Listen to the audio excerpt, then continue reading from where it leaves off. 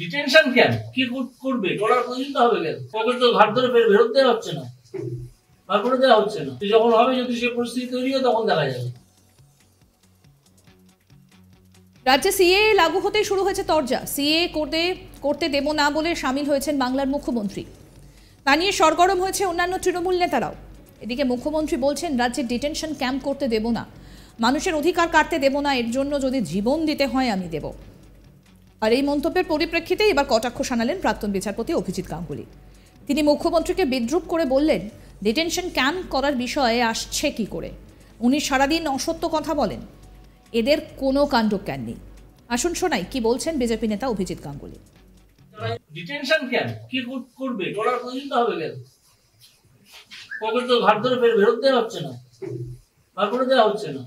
যখন হবে, যদি সে পরিস্থিতি তৈরি হয়, তখন দেখা যাবে। আজকে উনি এসব বলে মানুষকে উত্তেজিত করছেন কেন? উনি তো একটা সাম্প্রদায়িক বিভেদ ছড়াচ্ছেন। এটা সাম্প্রদায়িক বিভেদের ব্যাপারই নয়। সিএটা সম্পূর্ণ ভারতবর্ষে যারা আছেন, ভারতবর্ষীয়দের ব্যাপার। তিনি বলছেন গতকাল থেকে রমজান শুরু হয়েছে, কিন্তু ওনার কথা রিয়াকশন দিতে ভালো লাগে। যদি কেউ সত্যতার উপর নির্ভর করে রিয়াকশন কোনো কথা বলে থাকে, তার উত্তর দেওয়া যায়। সারাক্ষণ অসত্য ভাষণ সারাক্ষণ। এদিন তিনি আরো বলেন, সংশোধিত নাগরিকত্ব আইন বা সিএএ লাগু হলে কারো নাগরিকত্ব যাবে না, বরং অনেকে নাগরিকত্ব পাবেন। তৃণমূল কংগ্রেস এ নিয়ে বিভ্রান্তি ছড়াচ্ছে। নাম না করে এ প্রসঙ্গে রাজ্যের মুখ্যমন্ত্রীকে নিশানা করেন জাস্টিস গাঙ্গুলি। তিনি বলেন, উনি অসত্য বলতে অত্যন্ত পটু। বিজেপিও এটা নিয়ে জোরদার প্রচারে নামবে। সত্যটা প্রকাশ হয়ে পড়লে, লাজ লজ্জা থাকলে মুখ্যমন্ত্রী আর মুখ দেখাবেন না। হাবড়ার প্রশাসনিক সভায় রাজ্যের মুখ্যমন্ত্রীর সিএএ নিয়ে মন্তব্যের এ কথাই জানান সদ্য বিজেপিতে যোগ দেওয়া বিচারপতি অভিজিৎ গঙ্গোপাধ্যায়। কি বলছেন তিনি শোনাবো আপনাদের। উনি অসত্য ভাষণে অত্যন্ত পটু। বহু অসত্য ভাষণ সারা বছর ধরে করে যান। এই অসত্য ভাষণের তুমুল প্রতিবাদ তো হবেই, এবং সত্য কথাটা ধরে যখন দেয়া হবে, উনি আর আশা করেন, যদি কোনো লজ্জা থাকে, তাহলে উনি আর প্রকাশ্যে মুখ দেখাবেন না। তার তো কোনো ক্ষতি হওয়ার কোনো সম্ভাবনা নেই। সিএ যে কোনো জায়গায় যে কোনো দেশেই চালু হতে পারে। আজকে যারা বিকৃত করে একটা প্রচার চালাচ্ছে যে তৃণমূল কংগ্রেস, তারা ব্যাপারটা বুঝেও মিথ্যা কথা বলছে। বুঝেও সিএ তে কারো তো এই যাবে না, কারো তো নাগরিকত্ব যাবে না। নাগরিকত্ব দেওয়া হবে অনেকে, যাদের নেই। অনেক লোক আছে। এদিন বর্গভীমার মন্দিরে পুজো দেন অভিজিৎ গাঙ্গুলি। তিনি বলেন, লোকে তো বিরোধিতা করবেই, তৃণমূলকে একটা ভোটও নয়, লোকসভার তো প্রচার হবেই। তৃণমূল জোট চুরি করছে। মানুষের আন্তরিকতা ভালো লেগেছে। বিজেপি যা ঠিক করবে তাই মানব। শোনাই কি বলছেন বিজেপি নেতা অভিজিৎ গাঙ্গুলি, প্রাক্তন বিচারপতি অভিজিৎ গাঙ্গুলি কি বলছেন। দেখুন, লোকে তো বিরোধিতা করবেই, কিছু মানুষ তো থাকবেন বিরোধিতা করার, তো তাদের বিরোধিতা করতে দিন। কিন্তু আমার একটাই আপনাদের কাছে আবেদন থাকবে, চারিদিকে সারা পশ্চিমবঙ্গে একটা বার্তাই ছড়িয়ে দিন যে তৃণমূলকে একটি ভোটও নয়। আমরা জোচ্চুরি, জালিয়াতি, দুর্নীতি অনেক দেখলাম,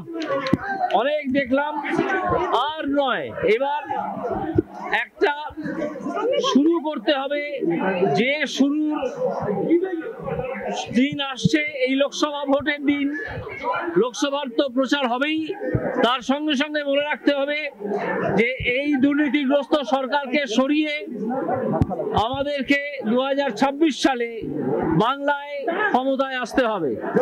না হলে পশ্চিমবাংলা, বাঙালি কিছুতেই বাঁচবে না। আজকে যেভাবে প্রতিটা ক্ষেত্র জীবনযাপনের ধ্বংস করা হয়েছে, তৃণমূল একেবারে জোচ্চুরি করছে, দুর্নীতি করছে, নিজেদের ঘরে টাকা কামাচ্ছে, 500 বা 1000 টাকা দিচ্ছে, আর 1 কোটি টাকা করে চুরি করছে প্রতিদিন। এই 1000 টাকা দিয়ে বা 1200 টাকা দিয়ে 1 কোটি টাকা চুরি করা, এই ব্যাপারটা, এই যে দুর্নীতি এবং এই যে প্রচার, এটাকে ধ্বংস করতে হবে। স্যার, আপনারা রাজনীতি একদম অনভিজ্ঞ, আপনি সংসদে আরে আগে আমার নাম ঘোষণা হোক, তারপর তো এইসব প্রশ্ন। খুব ভালো লেগেছে মানুষজনের যে আন্তরিকতা অভ্যর্থনা আমি পেলাম, সেটা আমাকে অভিভূত করেছে। খুব ভালো লেগেছে।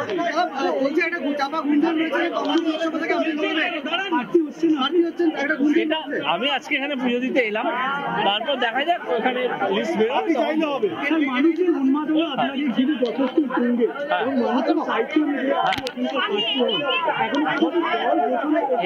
এটা তো বিজেপির ওপর মহলে যেতে হয়, আমার তো কিছু করার নেই। এটা তারা যেভাবে ঠিক করবেন সেভাবেই আমাকে মানতে হবে।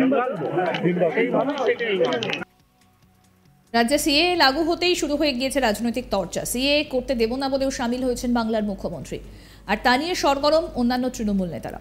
একদিকে মুখ্যমন্ত্রী বলছেন রাজ্যে ডিটেনশন ক্যাম্প করতে দেব না, মানুষের অধিকার কাটতে দেব না, আর এর জন্য যদি জীবন দিতে হয় আমি দেব। আর এই মন্তব্যের পরিপ্রেক্ষিতে এবার কটাক্ষ শোনালেন প্রাক্তন বিচারপতি অভিজিৎ গাঙ্গুলি। তিনি মুখ্যমন্ত্রীকে বিদ্রূপ করে বললেন, ডিটেনশন ক্যাম্প করার বিষয়ে আসছে কি করে? উনি সারাদিন অসত্য কথা বলেন, এদের কোনো কাণ্ডজ্ঞানী নেই।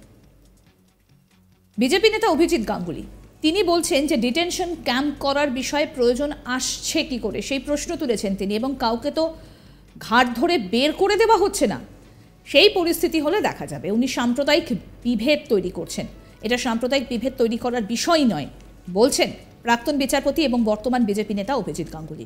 আসুন আরেকবার শোনাই কি বক্তব্য অভিজিৎ গাঙ্গুলির। ডিটেনশন ক্যাম্প কি করবে, করার প্রয়োজন হবে কেন?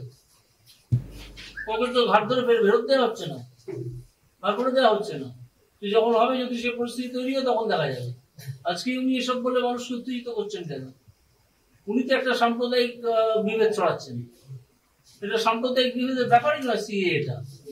সিএ এটা সম্পূর্ণ ভারতবর্ষে যারা আছেন ভারতবর্ষীয়দের ব্যাপার। তিনি বলছেন গতকাল থেকে রমজান শুরু হয়েছে। কিন্তু ওনার কথা রিয়াকশন দিতে আমার ভালো লাগে। যদি কেউ সত্যতার উপর নির্ভর করে রিয়াকশন কোনো কথা বলে থাকে, তার উত্তর দেওয়া যায়। সারাক্ষণ অসত্য ভাষণ সারাক্ষণ। এদিন অভিজিৎ গাঙ্গুলি আরও বলেন, তিনি বলছেন যে সংশোধিত নাগরিকত্ব আইন বা সিএ লাগু হলে কারো নাগরিকত্ব যাবে না, বরং অনেকে নাগরিকত্ব পাবেন। তৃণমূল কংগ্রেস নাকি এ নিয়ে বিভ্রান্তি ছড়াচ্ছে। নাম না করে এই প্রসঙ্গে রাজ্যের মুখ্যমন্ত্রীকে নিশানা করলেন জাস্টিস গাঙ্গুলি।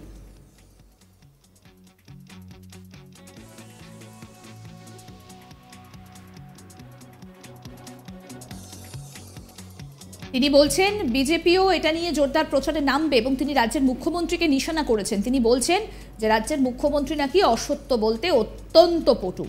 সত্যটা প্রকাশ হয়ে পড়লে, লাজ লজ্জা থাকলে মুখ্যমন্ত্রী আর মুখ দেখাবেন না।